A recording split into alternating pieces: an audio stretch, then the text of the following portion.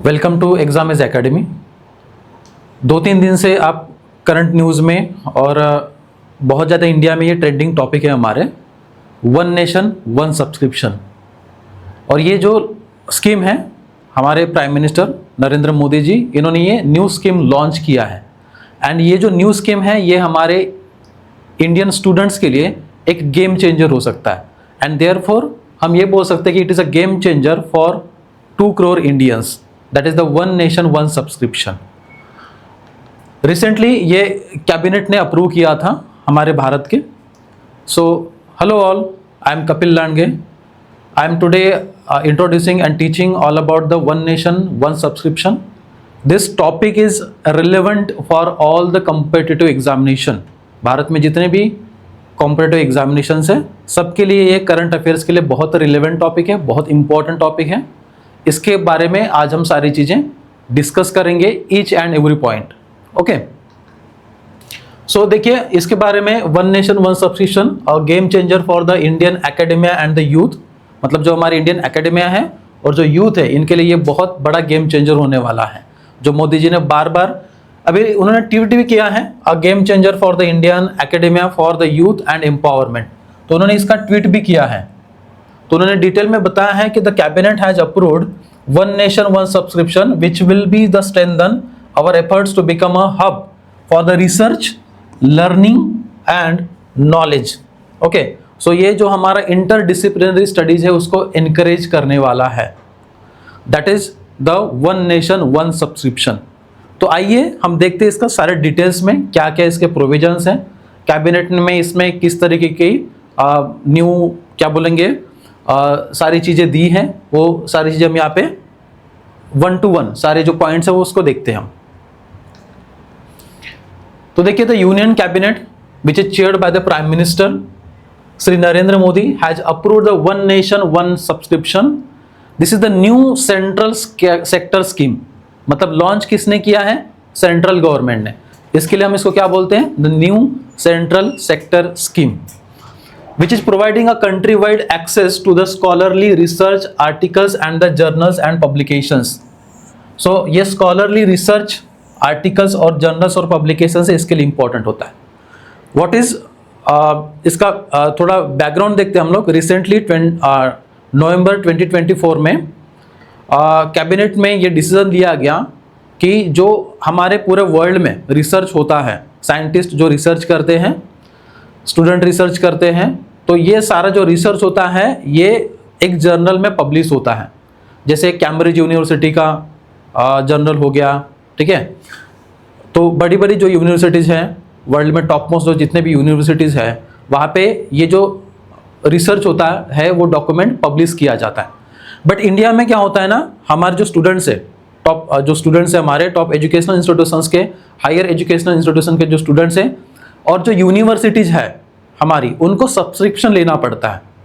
ये एक एक जर्नल को सब्सक्रिप्शन लेना पड़ता है। जैसे मैं आपको एग्जांपल बताता हूँ, अभी मैं आपको ये जो टॉपिक लर्न करवा रहा हूँ या जो भी टॉपिक लर्न करते हैं तो उसके बारे में हम पढ़ते हैं। द हिंदू में पढ़ते हैं, द हिंदू के आर्टिकल्स पढ़ते हैं, इंडियन एक्सप्रेस के आर्टिकल्स पढ़ते हैं, बहुत सारे हम आर्टिकल्स कंपाइल करते हैं। इसके लिए हमें सब्सक्रिप्शन लेना पड़ता है। 10,000, 20,000, 25,000 का एनुअल सब्सक्रिप्शन लेना पड़ता है। तो इसी तरह से जो रिसर्च होता है पूरे वर्ल्ड में और जो हमारे इंडिया में रिसर्च होता है, तो उसको रिसर्च को पढ़ने के लिए जो जर्नल्स में आते हैं उसको भी पढ़ने के लिए हमें उसका सब्सक्रिप्शन लेना पड़ता है। इसके लिए हमारी इंडियन गवर्नमेंट के बहुत सारे 1,000 करोड़ रुपीज एक्सपेंड होते हैं। Not only the Indian government but हमारे जो यूनिवर्सिटीज हैं, गवर्नमेंट यूनिवर्सिटीज या हमारे स्टूडेंट्स हैं या हमारे फैकल्टी है, रिसर्चर्स हैं, ठीक है, टीचर्स है, इनकी बहुत सारे मनी क्या होते हैं? एक्सपेंड होते हैं, खर्च होते हैं।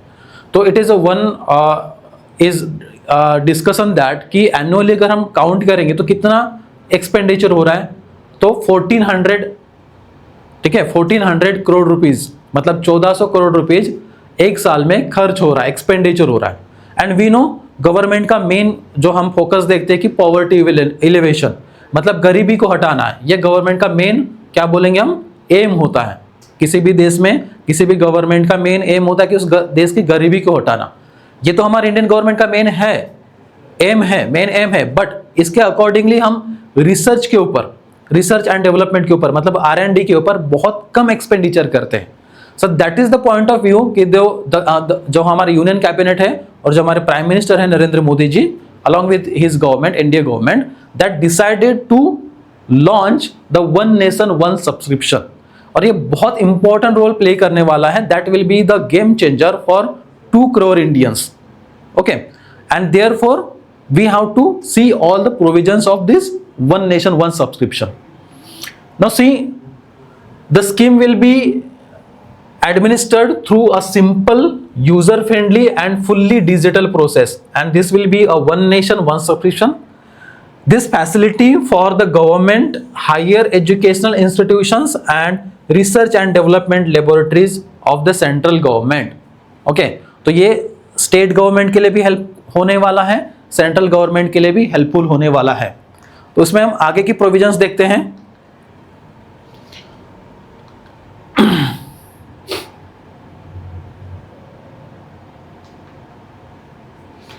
A total of 6,000 crore has been allocated for the nation one nation one subscription for 3 calendar year. मतलब 2025 में, 2026 में और 2027 के लिए, ये 3 साल के लिए ये हमारा स्कीम है वन नेशन वन सब्सक्रिप्शन. और इसके लिए टोटल जो हमारे यूनियन कैबिनेट है उन्होंने 6,000 करोड़ रुपीज अलोकेटेड किए हैं.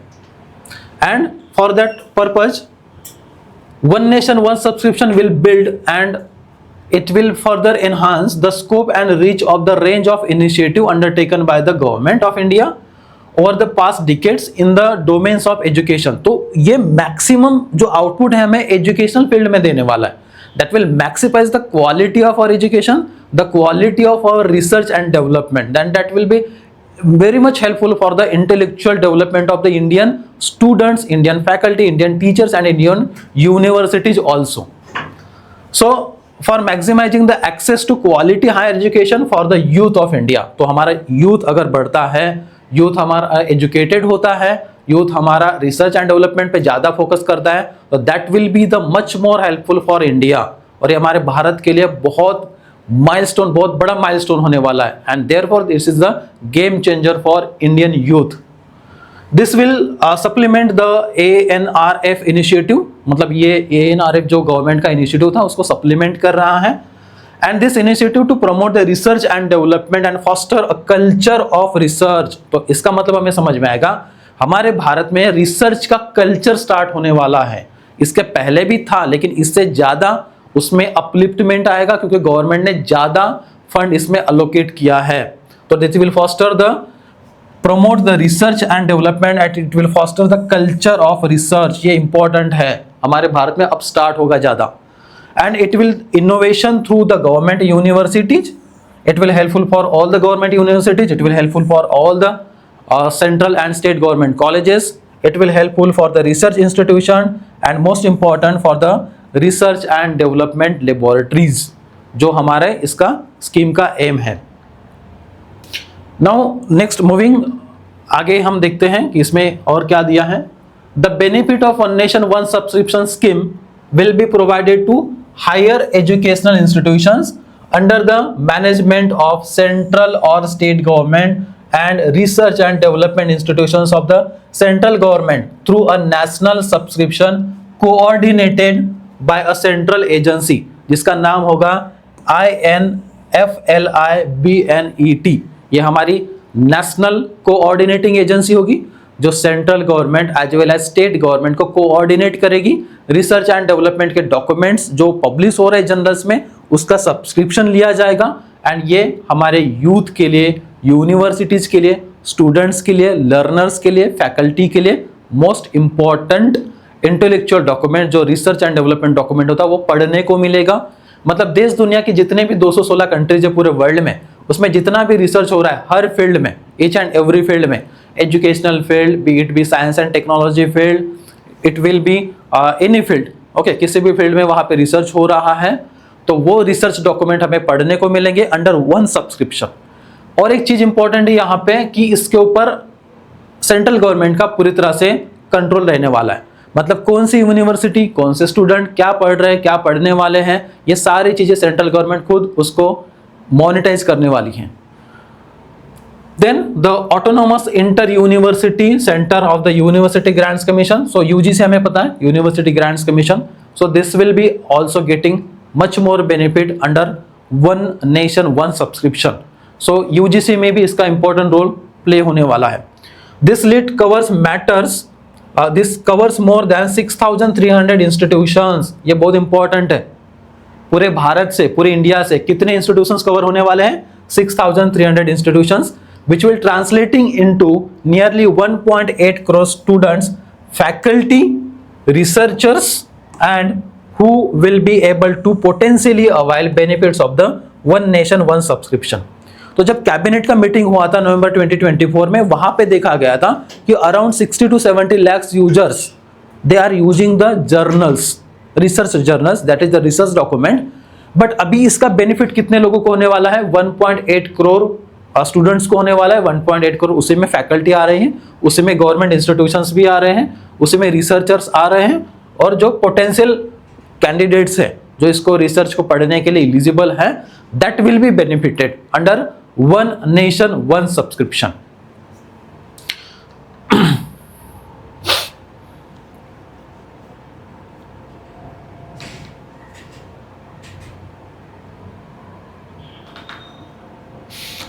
This is in line with the goals of the विकसित भारत 2024.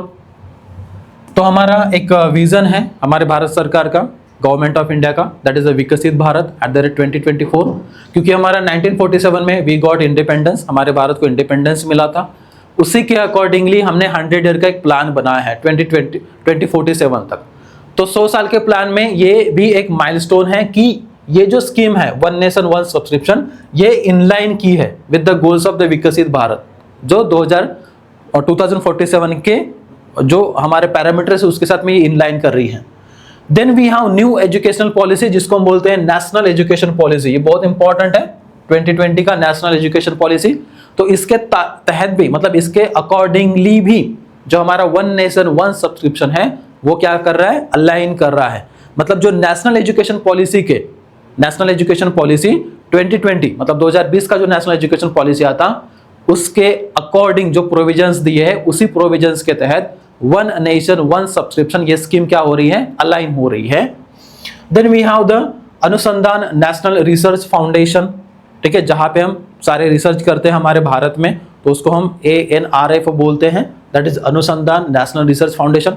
तो ये तीनों जो पैरामीटर्स हो रहे हैं हमारे, उसके साथ में ये हमारा scheme one nation one subscription क्या कर रहा है? अलाइन कर रहा है. This initiative will expand access to the scholarly journals to a vast diaspora of the students, faculty, researchers and scientists of all the discipline, including those tier 1 and tier 2 cities. ठीक है, तो जो हमारे भारत में tier 2 और tier 3 cities हैं, वहाँ पे जितने भी स्टूडेंट हैं, रिसर्चर हैं, ठीक है, उन सबको इसका क्या मिलने वाला है? एक्सेस मिलने वाला है. Including those in thereby promoting the core as well as interdisciplinary research in the country. The ANRF will periodically review the usage of one nation one subscription. तो यहाँ पे एक इंस्टीट्यूशन है ANRF, ये क्या करने वाली है? इसका रिसर्च का रिव्यू देखने वाली है. मतलब how many students are reading the research, इसका बेनिफिट किसको होने वाला है, क्या हो रहा है, either they are getting benefit और नॉट. ठीक है, हमारे इंटेलेक्चुअल लेवल स्टूडेंट्स का इंक्रीज हो रहा है कि नहीं हो रहा है, दे आर एक्चुअली बेनिफिटिंग और not, all this things. Okay, they periodically will do review over this one nation scheme, one nation one subscription scheme. Okay, and publications of the Indian authors this institutions. तो हमें पता है कि हमारे भारत में जो जितने भी इंडियन ऑथर्स हैं, they are publishing some materials, they are publishing some research document. So they are also getting review under the one nation one subscription scheme. They are also eligible to read some important data which are mentioned in the one nation one subscription, जिसको हम research document भी बोलते हैं. They are also eligible to read that material.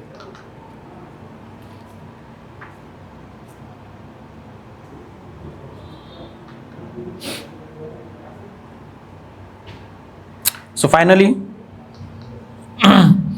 the Department of Higher Education will have a unified portal. ठीक है, तो there is department of higher education, उन्होंने एक यूनिफाइड पोर्टल बनाया है, one nation one subscription, through which the institutions will be able to access the journals. World में जितने भी टॉप मोस्ट, ठीक है, 40 to 50 जर्नल्स होते हैं, जैसे मैंने बताया था कैम्ब्रिज यूनिवर्सिटी का है, ठीक है, जर्नल्स होते हैं जो मोस्ट रिकॉग्नाइज्ड किए जाते हैं, जहाँ पे सारी इम्पोर्टेंट क्या होती है रिसर्च वहाँ पे इंट्रोड्यूस की जाती हैं। रिसर्च वहाँ पे पूरी तरह से पढ़ने के लिए अवेलेबल होता है, लर्न करने के लिए अवेलेबल होता है। That will be available to all our 2 crore Indians students and faculty. The NRF will periodically review the usage of One Nation One subscription and publications of Indian authors. And these institutions, the DHE and other ministries having HEIS and research and development institutions under their management shall be proactively conducting the information, education and communication campaigns among the students, faculty and researchers of these institutions about the availability and method of the access to One Nation One subscription. In short ये क्या है कि जो हमारे भारत में ये institutions है, DHE है, अदर मिनिस्ट्रीज है, HEIS है, रिसर्च एंड डेवलपमेंट इंस्टीट्यूशंस है, ओके, देन IEC है, एजुकेशन एंड कम्युनिकेशन, ठीक है, among all the students and faculties they are also eligible to get subscription, to get learning documents under One Nation One subscription. Then we have the state governments will also be requested to carry out the campaigns at their level of maximizing the usage of the unique facility by students, faculty and researchers of all the government institutions. Okay, तो हमने मतलब union government ने, that is cabinet ने, central government ने ये भी बताया था कि यहाँ पे स्टेट गवर्नमेंट को भी क्या करना है, इन्वॉल्व करना है। स्टेट गवर्नमेंट ने प्रोएक्टिवली यहाँ पे इन्वॉल्व होना है। जैसे इन्वॉल्वमेंट होगा तो 10 स्टूडेंट्स ऑल ओवर, जो हमारे इंडिया में 28 स्टेट्स हैं, 8 यूनियन टेरिटरीज है, वहाँ पे मैक्सिमम स्टूडेंट्स को क्या मिलने वाला है, इसका बेनिफिट मिलने वाला है। So finally this scheme will be benefited और नॉट, या इट इज इम्पोर्टेंट और नॉट, या इसका क्या बोलते हैं हम, इम्पोर्टेंस है क्या, या क्यों इसको हम, what is the reason behind इसको लॉन्च करने का। तो रिसर्च एंड डेवलपमेंट के जर्नल्स के डॉक्यूमेंट्स पढ़ने के लिए यूनिवर्सिटीज के स्टूडेंट्स, हायर एजुकेशनल यूनिवर्सिटीज के स्टूडेंट्स, फैकल्टी, ओके, रिसर्चर्स, ये जो डेटा डाउनलोड करते हैं उसमें they are spending more than 30 to 40 crore annually. Also government is spending more than 1400 annually. और यहाँ पे लोकसभा में एक बताया गया था, हमारा जो लोकसभा है भारत का पार्लियामेंट का, that is the lower house of the parliament, कि the students, the researchers, those जो are getting the subscription, they are not getting subscription of only all the journals, and that will be the difficulty to find out the research document. And for initiating the good data, good information for all the students, this will be more helpful. और उनमें ज़्यादा पैसे spend होते थे पहले, earlier as compared to the this launching of the scheme. And therefore on the month of November 2024, Prime Minister Narendra Modi ji along with his cabinet initiated the One Nation One subscription scheme, and it is more helpful for our students, and therefore this will be the very milestone, and this will be the game changer for the Indians. And that is all about the One Nation One subscription. Okay, do like, share and comment the that is One Nation One subscription. That will be much more helpful for our current affairs point of view in all the competitive examinations. Okay, so this is all about. Thank you all.